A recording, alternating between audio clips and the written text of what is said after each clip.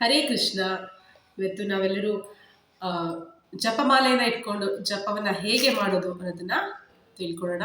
ಮೊದಲಿಗೆ ಜಪವನ್ನು ನಾವು ಪ್ರತಿದಿನ ಮಾಡಬೇಕು. ಪ್ರಭುಪಾದರು ಹೇಳ್ತಾರೆ, ಪ್ರತಿದಿನ ಜಪಮಾಲೆಯನ್ನ 16 ಸುತ್ತು ಕನಿಷ್ಠ ಪಕ್ಷ ನಾವು ಮಾಡಬೇಕು ಅಂತ. ಆದರೆ 16ಕ್ಕಿಂತ ಹೆಚ್ಚು ಎಷ್ಟು ಬೇಕಾದರೂ ನಾವು ಮಾಡ್ಬೋದು. ಈ ಜಪಮಾಲೆಯಲ್ಲಿ ನಾವು ತುಳಸಿಯ ಮಾಲೆ ಮತ್ತು ಶ್ರೀಗಂಧದ ಮಾಲೆ ಹಾಗೂ ಬೇವಿನ ಮಾಲೆಯಿಂದ ಮಾಡಿರುವಂತಹ ಜಪ ಮಾಲೆಗಳು ನಮಗೆ ಸಿಗುತ್ತೆ. ಎಲ್ಲದಕ್ಕಿಂತ ಮುಖ್ಯವಾದಂಥದ್ದು ತುಳಸಿಯಿಂದ ಮಾಡಿರುವಂಥದ್ದು. ಯಾಕೆ ಅಂತಂದರೆ ತುಳಸಿ ಕೃಷ್ಣನ ಮಹಾಭಕ್ತೆ, ಭಕ್ತರ ಸಂಘ ನಮಗೆ ಸಿಗುತ್ತೆ ಮತ್ತು ಭಕ್ತರ ಕೃಪೆಯಿಂದ ನಾವು ಭಗವಂತನಿಗೆ ಹತ್ತಿರ ಆಗೋದಕ್ಕೆ ಸಹಾಯ ಮಾಡುತ್ತೆ ಅಂತ ತುಳಸಿ ಮಣಿಯಿಂದ ನಾವು ಜಪ ಮಾಡುವಂಥದ್ದು ಅತಿ ಮುಖ್ಯ. ಈ ಜಪಮಾಲೆಯನ್ನು ನಾವು ಪ್ರತಿದಿನ ಅದರ ಪರಿಶುದ್ಧತೆ ಮತ್ತು ಪವಿತ್ರತೆಯನ್ನು ಕಾಪಾಡ್ಕೊಳ್ಳಿಕ್ಕಾಗಿ ಒಂದು ಜಪ ಬ್ಯಾಗ್ ಅಂತ ಬರುತ್ತೆ, ಬೀಡ್ ಬ್ಯಾಗ್ ಅಂತಾರೆ, ಅದರಲ್ಲಿ ಇಡಬೇಕು. ನಂತರ ಈ ಬೀಡ್ ಬ್ಯಾಗ್ಗೆ ಒಂದು ಸಾಕ್ಷಿ ಮಣಿ ಮಾಲೆ ಅಂತ ಒಂದು ಸಿಗುತ್ತೆ. ಅದನ್ನು ನಾವು ಅಟ್ಯಾಚ್ ಮಾಡ್ಕೋಬೋದು. ಅದರಿಂದ ಏನಾಗುತ್ತೆ ಅಂತಂದರೆ ನಾವು ಪ್ರತಿಯೊಂದು ಸುತ್ತು ಮಾಡಿದ ನಂತರ ಒಂದು ಮಣಿಯನ್ನು ನಾವು ಒಂದು ಕಡೆಗೆ ಜರುಗಿಸೋದ್ರಿಂದ ನಮಗೆ ಎಷ್ಟು ಸುತ್ತು ಜಪ ಮಾಡಿದ್ದೀವಿ ಅನ್ನುವಂತಹ ಲೆಕ್ಕ ನಮಗೆ ಸಿಗುತ್ತೆ. ಪ್ರತಿಯೊಂದು ಮಾಲೆ ಪ್ರತಿಯೊಂದು ಸುತ್ತ ಆದ ನಂತರ ಒಂದು ಮಣಿಯನ್ನು ನಾವು ಜರುಗಿಸಬೇಕಾಗುತ್ತೆ. ಈಗ ಜಪಮಾಲೆಯಲ್ಲಿ 108 ಮಣಿಗಳು ಇರುತ್ತೆ. ಇದರಲ್ಲಿ ಮೊದಲನೇ ಮಣಿ ಅದನ್ನು ನಾವು ಕೃಷ್ಣ ಮಣಿ ಅಂತ ಕರಿತೇವೆ. ಇದನ್ನು ನಾವು ಕೃಷ್ಣ ಮಣಿ ಅಂತ ಕರಿತೇವೆ.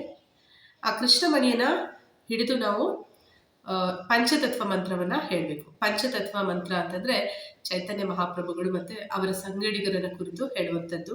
ಅದರಿಂದ ನಮಗೆ ಆ ಜಪ ಮಾಡುವಾಗ ಯಾವುದೇ ಅಪರಾಧಗಳು ಆಗದೇ ಇರಲಿ ಅಂತ ಭಗವಂತನ ಕರುಣಾವತಾರ ಚೈತನ್ಯ ಮಹಾಪ್ರಭುಗಳನ್ನು ಪ್ರಾರ್ಥನೆ ಮಾಡುವಂಥದ್ದು ಮತ್ತು ಅವರ ಎಲ್ಲ ಸಂಗಡಿಗರನ್ನು ಕೂಡ ನೆನೆಸ್ಕೊಂಡು ಹೇಳುವಂಥ ಮಂತ್ರ.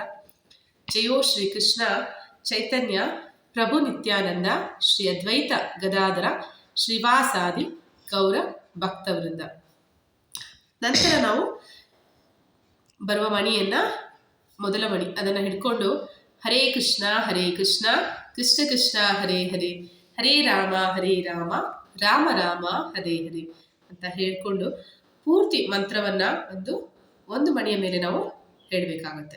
ಅದರಲ್ಲಿ ಒಂದು ಮಂತ್ರದಲ್ಲಿ 16 ಪದಗಳು ಬರುತ್ತೆ.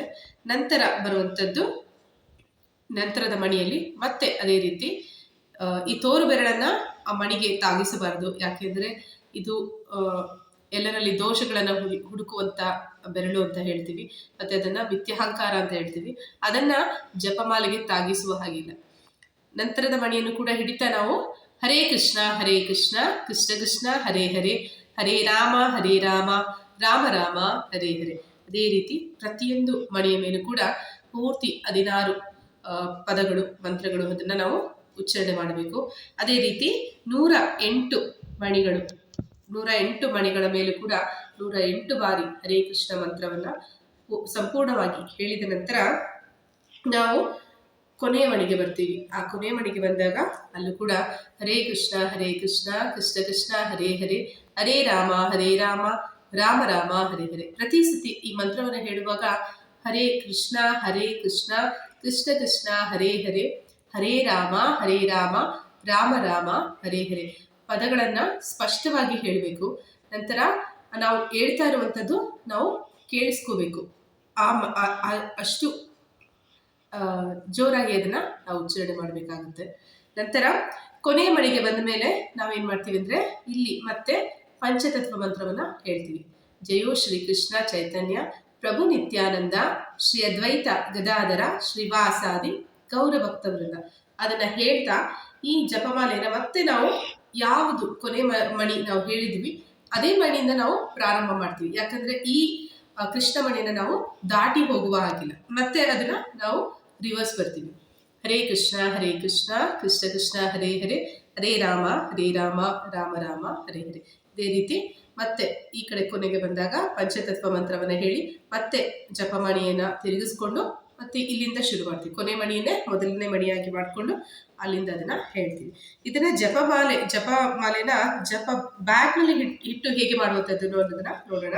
ಈ ಜಪ ಬ್ಯಾಗಿಗೆ ಎರಡು ಓಪನ್ ಇರುತ್ತೆ, ಒಂದು ಕಡೆ ದೊಡ್ಡದಾಗಿರುತ್ತೆ, ಇನ್ನೊಂದು ಕಡೆ ಚಿಕ್ಕದಾಗಿರುತ್ತೆ.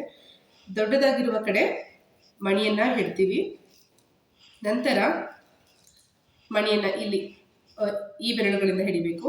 ತೋರು ಬೆರಳನ್ನು ಈ ಜಪ್ ಬ್ಯಾಗ್ನ ಇನ್ನೊಂದು ಕಡೆ ಓಪನ್ ಇದೆ, ಸಣ್ಣ ಓಪನ್ ಇದೆ, ಅಲ್ಲಿಂದ ನಾವು ಅದನ್ನು ಹೊರಗಡೆಗೆ ಇಡ್ತೀವಿ. ಅಂದರೆ ಮಣಿಯನ್ನು ತಾಗದೇ ಇರುವ ಹಾಗೆ ಹೊರಗಡೆ ಇಟ್ಕೊಂಡು ಈ ಮಂತ್ರವನ್ನು ಹೇಳ್ತೀವಿ. ಹೀಗೆ ನಾವು ಪ್ರತಿದಿನ 16 ಸುತ್ತು ಕನಿಷ್ಠ ಪಕ್ಷ ಜಪವನ್ನು ಮಾಡಬೇಕು. ಈ ರೀತಿ ಜಪ ಮಾಡೋದ್ರಿಂದ ಏನೆಲ್ಲ ಪ್ರಯೋಜನಗಳಿದೆ ಅಂದರೆ, ಮಂತ್ರ ಉಚ್ಚಾರಣೆ ಮಾಡೋದ್ರಿಂದ ಮನಸ್ಸು ಏಕಾಗ್ರತೆಗೆ ಬರುತ್ತೆ ಅಂತ ಸಾಮಾನ್ಯವಾಗಿ ಹೇಳ್ತಾರೆ.